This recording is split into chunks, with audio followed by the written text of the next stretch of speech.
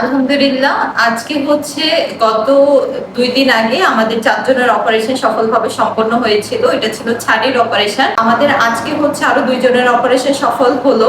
একজনের অপারেশন ছিল হচ্ছে নেত্রনালীতে, ওনার প্রবলেম ছিল, এবং আরেকজনের লেজার ট্রিটমেন্ট লাগবে চোখে। মানে শুধুমাত্র যে ছানি অপারেশন সেটা আমরা করি নাই, এক একজনের এক এক রোগ ছিল, যেটা পরীক্ষা নিরীক্ষার পরে আসলে আমরা চোখের ট্রিটমেন্ট বলতে শুধু ছানিটা বোঝাই, যে চোখে দেখে না বা লেন্স বসাইতে হবে এই ট্রিটমেন্ট। কিন্তু নেত্রনালীতে প্রবলেম থাকতে পারে, লেজার ট্রিটমেন্ট লাগতে পারে, এটা কিন্তু আমাদের মাথায় তখন আসে না।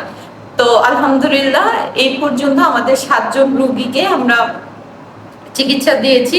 এবং অনেক অনেক ধন্যবাদ এই চোখের অপারেশনের দায়িত্ব যিনি নিয়েছেন। আমি বারবারই বলছি, বিজয়ের প্রেসিডেন্ট খালেদা ইয়াসমিন রুবি এবং বিজয়ের অ্যাডভাইজার জামিলা আপু, এবং আমার অনুপ্রেরণা এবং বিজয়ের চিফ অ্যাডভাইজার নীলফার করিম আপা, অনেক অনেক ধন্যবাদ আপনাদের সবাইকে এত ভালো একটা কাজে বিজয়কে জড়িয়ে রাখার জন্য।